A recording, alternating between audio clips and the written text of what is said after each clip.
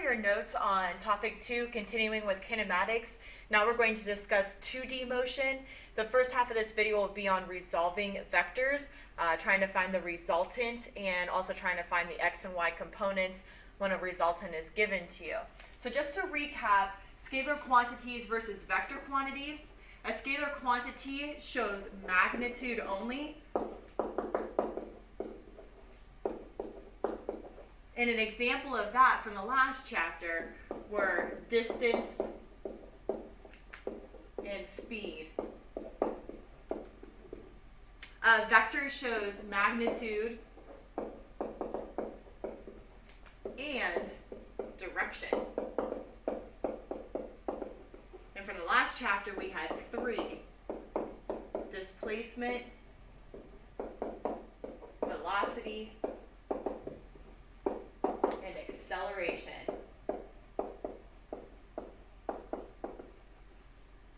So then take a second here, guys, and I know you can't move them, but kind of say where you would put the positive 10 meters. Tell me where you put the 2.99 meters and where you put the negative 9.81 meters per second squared. So kind of tell me where scalar would be and where vector would be based on these 3 values. Take a second and do that now.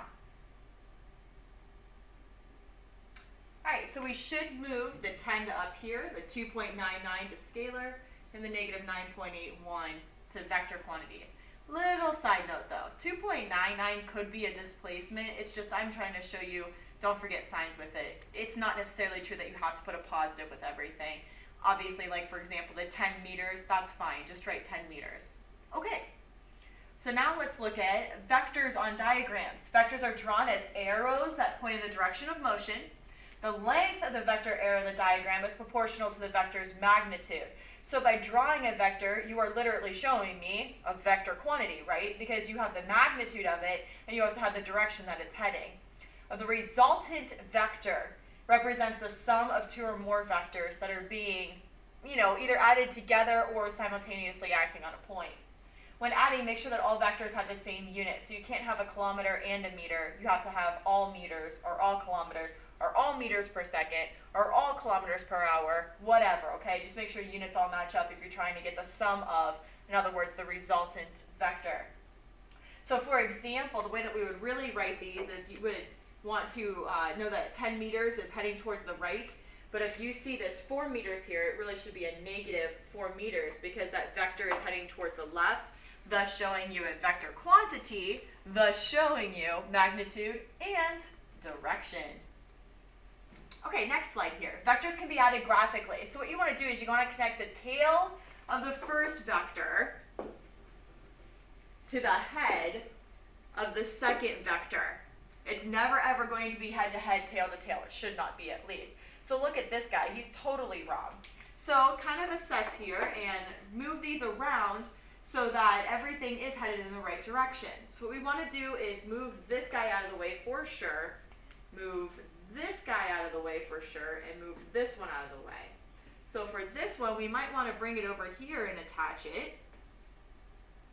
And we can take this one and rotate it around and then attach it to right here.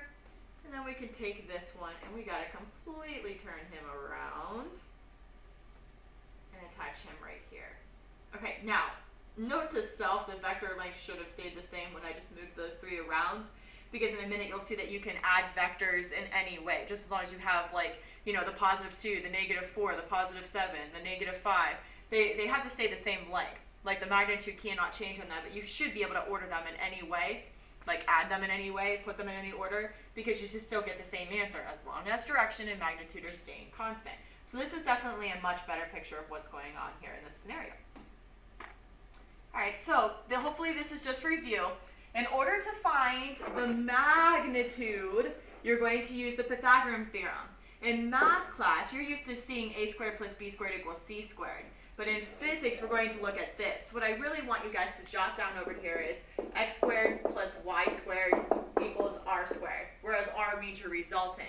But since you guys are in IB physics, you can go ahead and just jump to the square root of x squared plus y squared equals r. And that can be your original equation when you're showing the work for the magnitude of a 2D object, like an object that's moving in 2 dimensions simultaneously.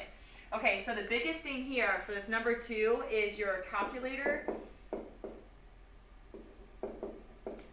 has to be in degrees and not radians, okay? You want it to be in degrees and not radians. So check your mode before we continue any further right now and make sure that you are in the degrees mode, not the radians mode.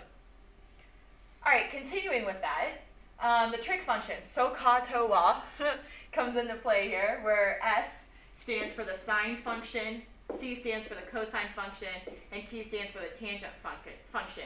The OA is opposite over hypotenuse, the CA is adjacent over hypotenuse, and the OA is opposite over adjacent. Now, what do I really mean there by that? So, for instance, you're going to draw a triangle. Notice how they're going head to tail. Draw in the resultant line, place theta. Theta is always between your resultant line and your first vector drawn. Theta is always between your resultant line and the first vector drawn. Okay, so now in relationship to theta, that's how you figure out where's my opposite, where's my adjacent, where's my hypotenuse.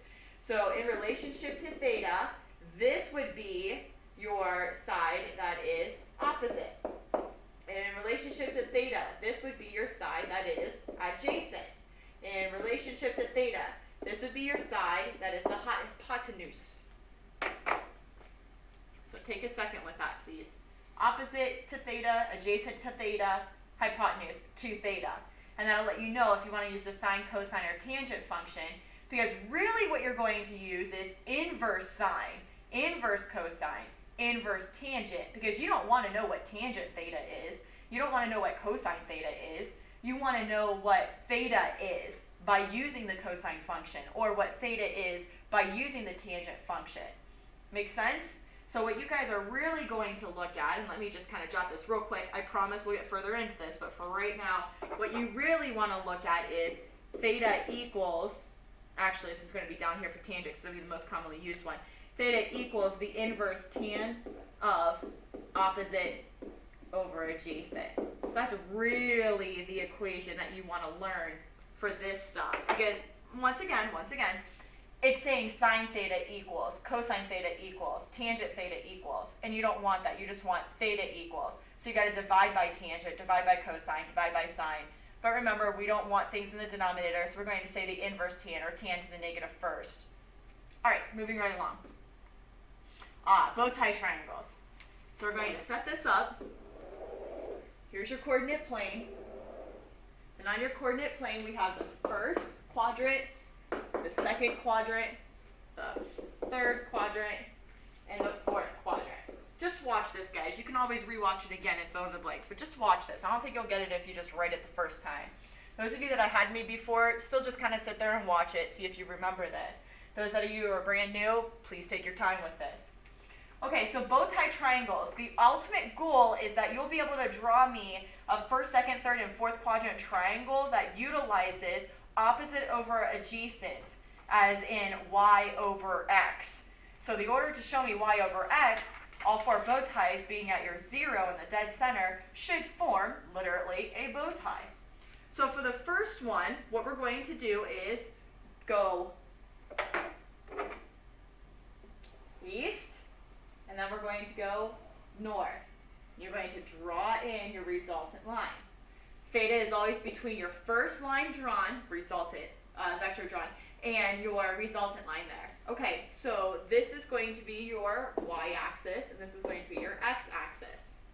So therefore, in order to get tangent theta here, you're going to end up having a positive x and a positive y, in which theta is going to equal the inverse tan of opposite over adjacent.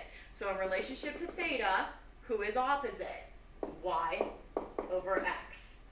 Okay, let's jump over here to the second quadrant then. Okay, so we're first going to go west, and then we're going to go north. We're going to draw in our resultant line, place theta. Once again, we have our y-axis here and our x-axis here, in which you're going to have a negative x and a positive y. Makes sense? Because since you move towards the left, that would be a negative, not necessarily number, just showing direction, x, And since you went north, a positive y. So theta here is going to be the inverse tan of, once again, opposite of theta, y, over adjacent to theta, x. All right, so let's go x first, and then y. Draw in your resultant, place theta. Here is your x, here is your y. Okay, so what did we do here? We went negative x and we went negative y. Theta is still going to be the inverse tan of opposite over adjacent, which is still y over x. Okay, so the last one that we have then, we're going to go x first, and then we're going to go y. Draw in your resultant line, place theta. Here's your y value, here's your x value. So in this, you have a positive x, but you have a negative y. And theta is, once again, the inverse tan of opposite over adjacent. In other words, y over x. Okay, one other thing that I want to add in here that I kind of forgot about is your cardinal directions. So this is towards the east, this is towards the south, this is west, and this is north. Check this out, guys. So you're going to tell me 16 degrees, blah, blah, blah. Well, the blah, blah, blah is going to be east of west, north of south, etc., etc. So the way that you do this on bow tie triangles is you write, actually, I'm going to try that again.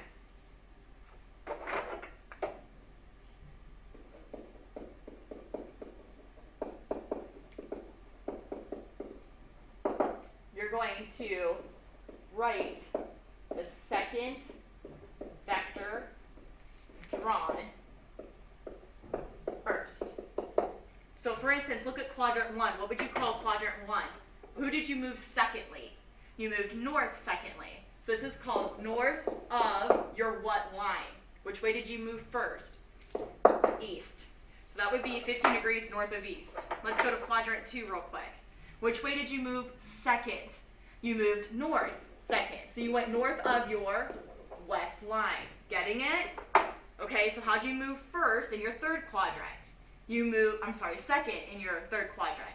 You moved south, so you really went south of your western line. And then lastly, you went south of your eastern line. Okay, so you're going to have north of east, south of west, south of east, if you're drawing a bow tie triangle. And the equation that you're going to use for your vector quantity's direction is inverse tan y over x. Obviously, then you would just use square root of x squared plus y squared equals r to figure out what the magnitude would be. Okay, so I want to stop right there because I don't think the next slide showing you hourglass triangles is going to take enough time here. So let's go ahead and stop this one right here, and please go on to the part 2 video, starting with now, okay, so what if we wanted to move east of north, west of south, or east of south? What would those triangles look like? So awesome job, guys. You should be able to start doing your worksheet, but you need to watch the second video in this set to do your finding resultant worksheet. Okay, so that's it for right now.